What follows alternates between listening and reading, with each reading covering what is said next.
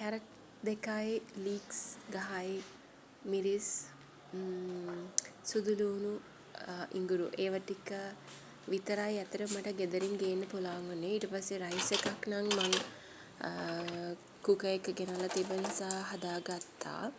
ඉතින් අම්මටයි මටයි බබාටයි අපි තුන්දෙනාට බඩගිනි. ඒක නිසා මං හිතුවා ෆ්‍රයිඩ් රයිස් එකක් හදනවා කියලා. ඒක ලේසි හින්දා. මොකද වෙන එළවලුවත් චිකන් මාළු මොනහල්ම නැහැ ගෙනල්ලා. මොකද ගෙදර ඉඳලා එනකොට ගෙනාපු එහෙදි ඉතුරු වෙලා තිබුණ එළවලු ටික තමයි මං අරන් ආවේ. ඉතින් ඒවා ටික ඔක්කොම මික්ස් කරලා තමයි මේ රයිස් එක මම හදන්න හිතුවේ ලේසි හින්දා ටක් ගාලා හදා ගන්න පුළුවන් හින්දා. මොකද තාම ගෙදර අස් කරන වැඩ තාම දිනක් කළවත් නැහැ. ඉතින් මං මුලින්ම සුදු ලුණු ඉඟුරු ටික දාලා මට ඇත්තටම ලුණු කපා ගන්න බැරි වුණා. මං ඊට පස්සේ කපාගත්ත ලීක්ස්ුයි කැරටුයි ටික මික්ස් කරගත්තා. මේ අර ටික රන්වන් පාට වෙනකම් බැදෙනාට පස්සේ ඒ ටික හොඳට මික්ස් කරලා ඒ කියන්නේ මං එග් එකක් දාගෙන තිබුණා. ඊට පස්සේ ඇත්තටම chili මේ සෝයා සෝස් තිබ්බේ නැහැ. ඒකින්ද මං chili සෝස් එකක් තිබිලා ඒක ඇඩ් කරගත්තා. ඊට පස්සේ අපි මෙහෙට එන නිසා අඳුරන අක්කි කෙනෙක් අර ලුණු බැදලා දීලා තිබුණා. ඊට පස්සේ මම ඒකෙන් ඇඩ් කරගත්ත ටිකක් රහ වෙන්න කියලා.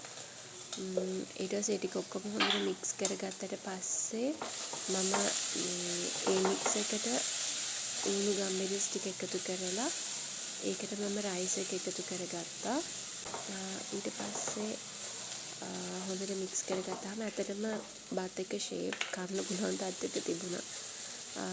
ඉතින් අද යාළුවෙක් එනවා ඇත්තටම මෙහෙට අපිව බලන්න. ඉතින් ඒගොල්ලන් එක්ක එළියට යන්න ඕනේ. ඒක නිසා ලොකුවට රයිස් එකට මොනවද ඒ කියන්නේ මම එළවලු වර්ග හදන්නේ කිය නැහැ. රයිස් එක කාලා ඉන්නවා. මොකද හස්බන්ඩ් ආවට පස්සේ කොහොමත් ඒගොල්ලන්ුයි අපි කට්ටියම එළියට යන්න ප්ලෑන් කරන හින්දා ඉතින් දැනට අපිට කන්න ඕනේ බඩගින්නට කන්න ඕන දෙයක් විතරයි ඇත්තටම හදා ගන්න ඕනේ. ඉතින් මේ විදිහට ෂේප් එකේ තිබ්බා. සනීපත් නැහැ හොඳටම කැස්සත් මිරිස් ආව අපි තුන්දෙනාටම. ඉතින් බබාට කියලා දෙන්න යන්නේ කොහොම වෙයිද දන්නේ හරියට මික්ස් වෙලා නැද්ද කොහෙද රයිස් එක නම්. හැබැයි ෂේප් රාට තිබුණා. ඉතින් මොනද මම බබාට කියලා දෙනවා. එයාට නම් හිනහයි මේ මං වීඩියෝ එකක් කරනවා කියලා දැක්කහම බලමු එයාගේ